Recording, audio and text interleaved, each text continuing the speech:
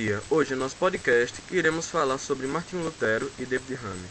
Então, fica conosco até o final e deixa o like, senão o Brasil não vai ganhar a Copa. Então já está avisado.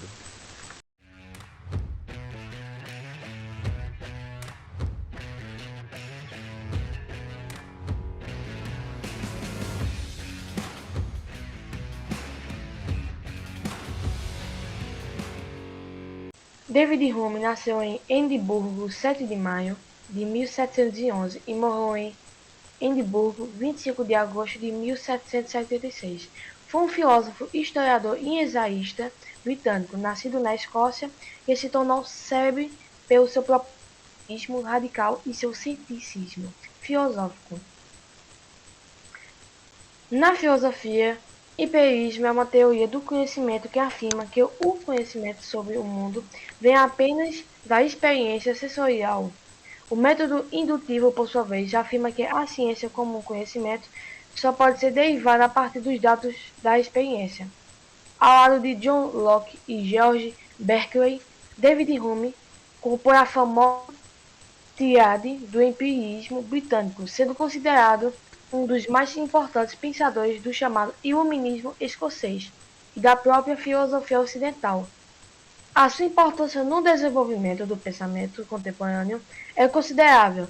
Teve profunda influência sobre Kant, sobre a filosofia analítica do início do século XX e sobre a fenomenologia. David Hume foi um leitor voraz entre as suas fontes de tanto a filosofia antiga como o pensamento científico de sua época, e luxando pela física e pela filosofia empirista, fortemente influenciado por Locke e Berkeley, mas também por vários filósofos franceses e diversas figuras dos círculos intelectuais ingleses.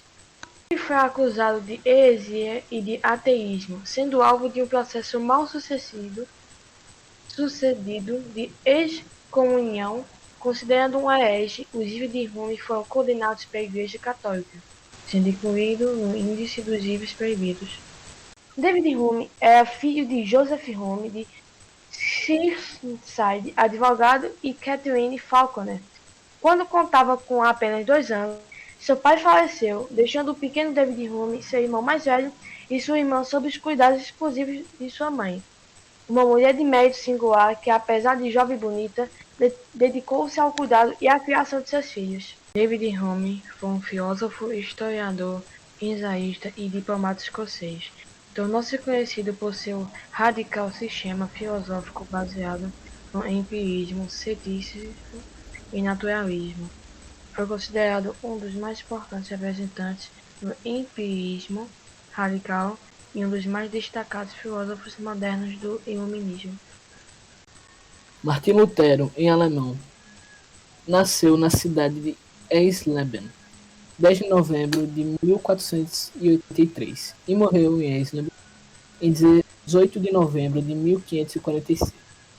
Foi um monge agostiniano e professor de teologia germânico, que tornou-se uma das figuras centrais de reforma protestante.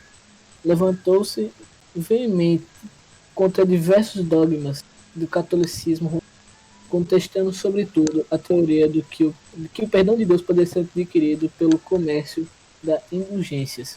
Essa discordância inicial resultou na publicação de suas famosas 95 teses em 1517. Lutero propôs, com base em suas interpretações das Sagradas Escrituras, facilmente da Epístola de Paulo aos Romanos, que a salvação não poderia ser alcançada pelas boas obras ou por quaisquer méritos humanos, mas tão somente pela fé em Cristo Jesus, único Salvador dos homens, sendo gratuitamente oferecida por Deus aos homens.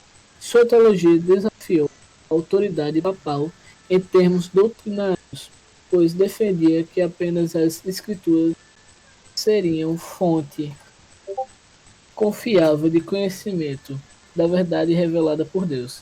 Aqueles que se identificam com os ensinamentos de Lutero acabaram sendo chamados de luteranos. Em seus últimos anos, Lutero mostrou-se radical em suas propostas contrárias aos judeus alemães. e razão são temas muito discutidos pela forma de pensamento que vem ao decorrer do assunto, como se fossem pessoas diferentes ou irmãos. Mas qual é a predominância desse pensamento?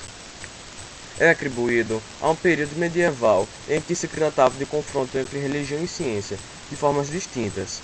Assim como não se pode explicar fé ou milagre, ao contrário da ciência, que quer fontes concretas e foca a explicar os mistérios.